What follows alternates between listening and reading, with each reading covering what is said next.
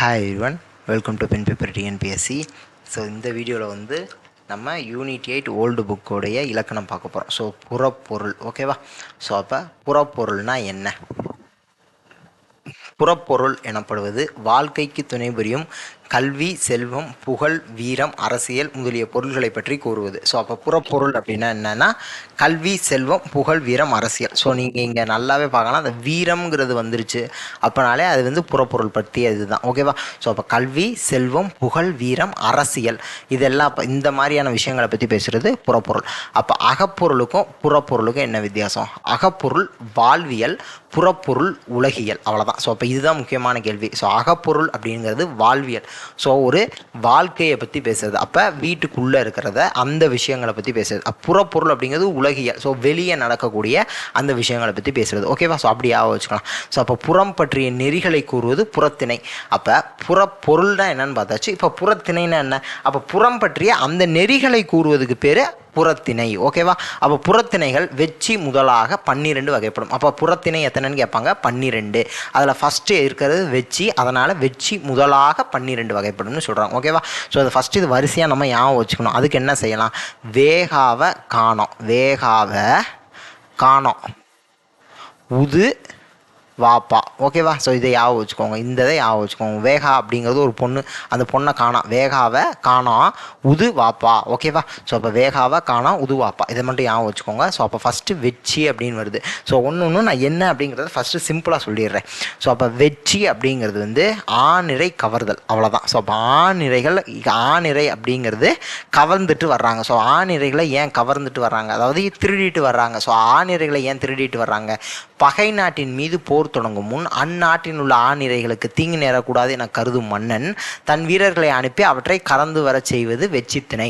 So அப்போ இது ஒரு நாடு, இது ஒரு நாடு. இப்போ இங்கே இருக்கிறவங்க இங்கே போய் போர் பண்ண போகிறாங்க. அப்போ இங்கே இருக்கக்கூடிய அரசன் என்ன செய்வாங்க அப்படின்னா, அங்கே இருக்கக்கூடிய ஆணிரைகளுக்கு போகிறப்ப தீங்கு வந்துரும்ல. ஸோ அப்போ இங்கேருந்து போர் பண்ணி போகிறாங்க அப்படின்னா அங்கே இருக்கக்கூடிய எல்லாத்துக்குமே தீங்கு தான். இப்போ எல்லா உயிரினங்களுக்கும் தீங்கு அப்படிங்கிறப்ப ஆணிரைகளுக்கும் ஏதாவது நடக்க வாய்ப்பு இருக்குது. ஸோ அப்போ அது வந்து ஆணிரைகளை வந்து அது எந்த விஷயமும் எந்த கெட்டதும் நடந்துடக்கூடாது அப்படிங்கிறதுக்காக இந்த மன்னன் என்ன செய்வேன் அப்படின்னா, இங்கேருந்து அங்கே போய் நீங்கள் அவங்க நாட்டில் இருக்கிற ஆணிரைகளை களவாண்டிட்டு இங்கே வந்துருங்க அப்படின்னு சொல்கிறது தான். ஸோ அப்போ வெற்றி அப்படின்னா ஆணிரை கவர்தல். ஸோ இவ்வீரர்கள் வெற்றி பூவை சூடி செல்வார்கள். ஸோ அப்போ வெற்றி திணைன்னு பார்த்தாச்சு, அப்போ வெற்றி பூவை சூடிட்டு போகிறாங்க, ஓகேவா? அவ்வளோதான். ஸோ இப்போ இந்த ஆணிரை கவர்தல் இருக்கிற இப்போ கரந்தை அப்படின்னா ஆணிரைகளை மீட்டல் அப்படின்னு அர்த்தம், ஓகேவா? ஸோ அப்போ வெற்றி வீரர்களால் கவர்ந்து செல்லப்பட்ட. ஸோ அப்போ இங்கேருந்து இங்கே போய் இருக்கிற ஆணிரைகளை தூக்கிட்டு வந்துட்டாங்க.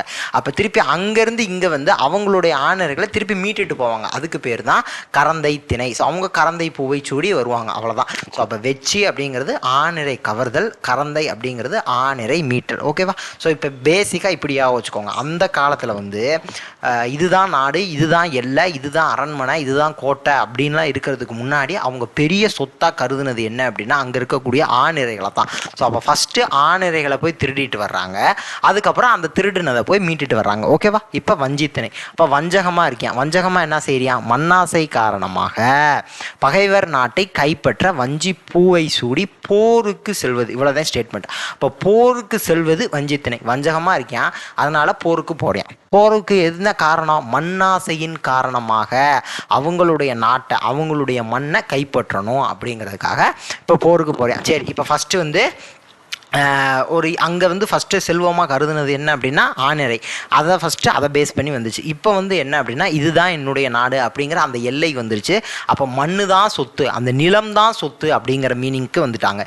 ஸோ அதனால் இப்போ அந்த மண்ணாசை காரணமாக அவங்களுடைய நாட்டை கைப்பற்றணும் அப்படின்னு சொல்லி போருக்கு போகிறது தான் வஞ்சித்திணை. அப்போ காஞ்சினா என்ன? எதிர்த்து போரிடல்.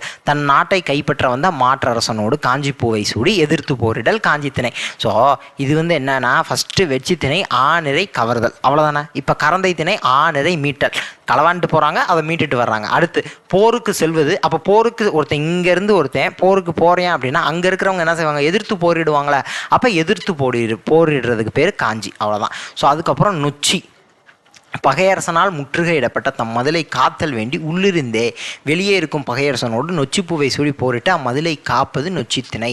அப்போ நோ அப்படின்னு சொல்லிட்டு அவனோட மதிலை காத்துக்கிறியான். ஸோ இப்போ தான் கோட்டைன்னு வருது. இப்போ இந்த ஃபஸ்ட்டு வந்து ஆண்நிறைகளை பற்றி பேசணும். அதுக்கப்புறம் என்ன, அந்த நிலத்தை பற்றி பேசணும். இப்போ கோட்டைன்னு ஒன்று கட்டிட்டான். அப்போ இந்த கோட்டையை கைப்பற்றினா தான் அவனுடைய நாட்டை கைப்பற்றியதாக அர்த்தம். கரெக்டு தானே?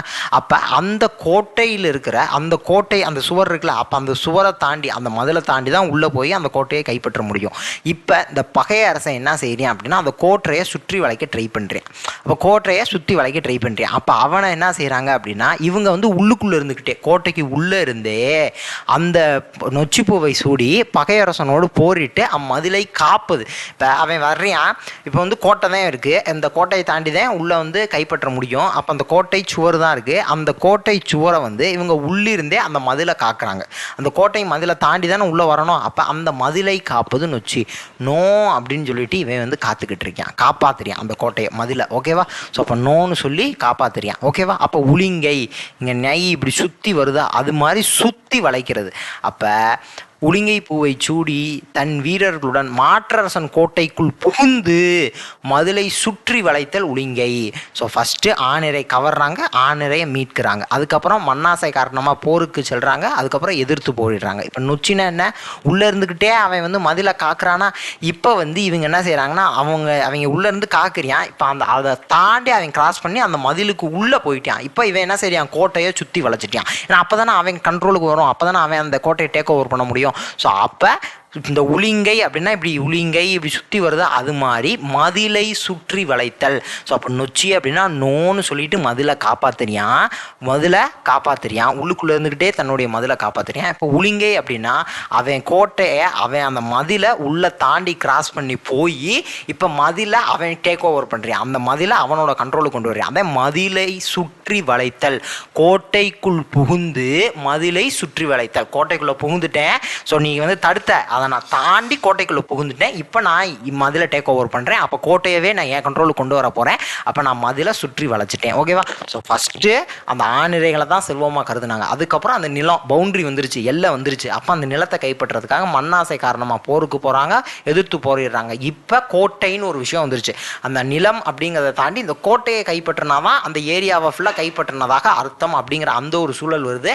ஸோ அதனால தான் இப்போ இந்த கோட்டை மதில் அப்படிங்கிற அந்த விஷயம் வருது. ஸோ அவ்வளோதான், ஸ்டெப் பை ஸ்டெப்பாக நம்ம புரிஞ்சுக்கிறது தான், ஈஸியாக புரிஞ்சுக்கலாம். ஸோ ஓகேவா? ஸோ அடுத்து தும்பை திணை. ஸோ அப்போ பகைவேந்தர் இருவதும் வெற்றி ஒன்றனையே குறிக்கோளாக கொண்டு தம் வீரர்களுடன் போரிடுவது தும்பை திணை. இவ்வீரர்கள் தும்பை பூவை சூடி போரிடுவார். ஸோ அப்போ எந்த திணையோ அந்த பூவை சூடி போரிடுறாங்க. இப்போ அவ்வளோதான், அது முதல்ல வச்சுக்கோங்க. எந்த திணையோ அந்த பூவை சூடுவாங்க, அது பேசிக்கான விஷயம். ஸோ அப்போ இப்போ தும்பை அப்படின்னா என்ன, வெற்றி ஒன்றனையே குறிக்கோளாக கொண்டு தம் வீரர்களுடன் போரிடுவது தும்பை திணை. ஸோ வெற்றி ஒன்று தான் இலக்கு. அப்போ வெற்றியை நோக்கி எந்த ஒரு விஷயம்னாலும் வெற்றியை நோக்கி ரெண்டு பேரும் போரிடுறாங்க, அதுக்கு பேர் தும்பை திணை. இப்போ வாகை ரெண்டு பேரும் வெற்றியை நோக்கி போரிடுறாங்க. அப்போ அதில் ஒருத்தன் ஜெயிக்க போறான்ல, அவன் ஜெயிச்சிட்டான். அப்போ வெற்றி பெற்ற மன்னன், வாகைனாலே வெற்றி தானே. வாகை பூவை சூடி மகிழ்வது வாகை திணை. ஓகேவா? ஸோ அடுத்து பாடான் திணை. பாடு ஆண் திணை, பாடு கூட்டல் ஆண் கூட்டல் திணை, பாடான் திணை. அப்போ பாடு அப்படின்னா பாடுவதற்கு தகுதியுடைய, ஆண் அப்படின்னா ஒரு ஆண்மகனின் கல்வி செல்வம் கல்வி வீரம் செல்வம் புகழ் கருணை முதலியவற்றை போற்றி பாடுவது பாடான் திணை. இப்போ வந்து ஜெயிச்சிட்டாங்க, அப்போ ஜெயிச்சு மகிழ்றாங்க, வாகை பூவை சூடி மகிழ்றாங்க, நம்ம ஜெயிச்சிட்டோம் அப்படிங்கிறத இது பண்ணுறாங்க.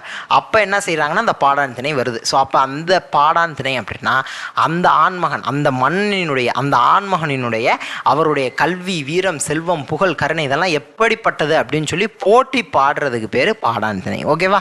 ஸோ அடுத்து பொதுவியல் திணை. இப்போ பொதுவியல் அப்படின்னாலே பொதுன்னு வந்துருச்சு. அப்போ வெட்சி முதல் பாடான் வரை, மேலே பார்த்தோம்ல, வெட்சியிலிருந்து பாடான் வரை உள்ள புறத்திணைகளில் பொதுவானவற்றையும் அவற்றுள் கூறப்படாதவற்றையும், ஸோ அதில் காமனாக இருக்கிற விஷயத்தையும் அதில் சொல்லவே சொல்லாத விஷயத்தையும் கூறுவதுக்கு பேர் தான் பொதுவியல் திணை. ஸோ பொதுவியல் திணை அப்படின்னா இந்த அவற்றுள் கூறப்படாதவற்றையும் விட்டுருவாங்க நிறைய பேர்.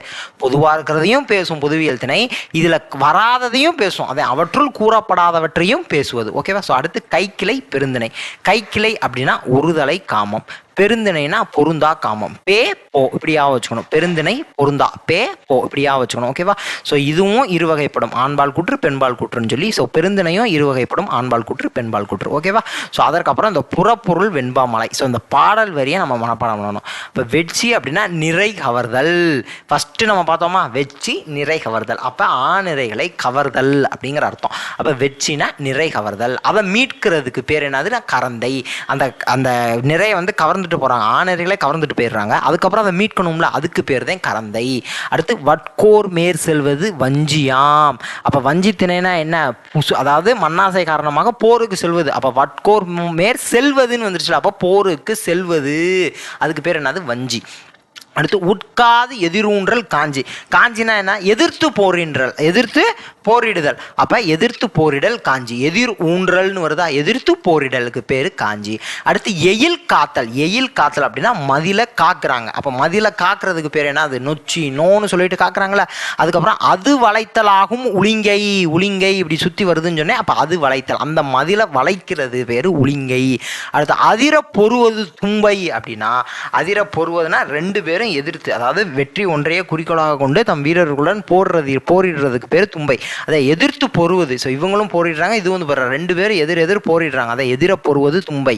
அடுத்து போர்க்களத்து மிக்கோர் செருவென்றது வாகை. வென்றதுன்னு வந்துருச்சு பாருங்க, அப்போ ஜெயிக்கிறதுக்கு பேர் வாகை. அவ்வளோதான். ஸோ அப்போ இது கேள்வி எப்படி வரும் அப்படின்னா, ஸோ நிறை வெற்றி டேஸ்ன்னு கொடுப்பாங்க, மீட்டல் டேஸ்ன்னு கொடுத்துருவாங்க, அவ்வளோதான். அப்போ வெற்றி நிறை கவர்தல், மீட்டல் கறந்தையாம்னு எழுதணும். அடுத்து வட்கோர் மேற் செல்வது என்னன்னு கேட்பாங்க. அப்போ வட்கோர் மேற் செல்வது என்ன அப்படிங்கிறத நமக்கு சொல்ல தரணும். வட்கோர் மேற் செல்வதுன்னா வஞ்சி. அப்போ உட்காது எதிரூன்றல் அப்படின்னா என்னது, காஞ்சி.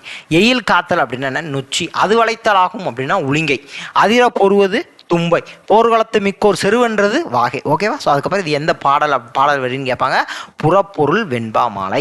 ஸோ அடுத்து புறத்திணைகள் எத்தனை வகைப்படும். புறத்திணைகள் 12 வகைப்படும். நிறை கவர்தல் வெற்றி, மண்ணாசை கருதி, போருக்கு செல்வது வஞ்சி, பாடு கூட்டல் ஆண் கூட்டல் திணைன்னு சொல்லியிருக்கேன். அப்போ பாடுவதற்கு தகுதியுடைய ஆண்மகனின் அப்படின்னு வந்துச்சு. அப்போ ஆண்மகளின் ஒழுக்கலார்கள். ஒருதலை காமம் கை கிளை.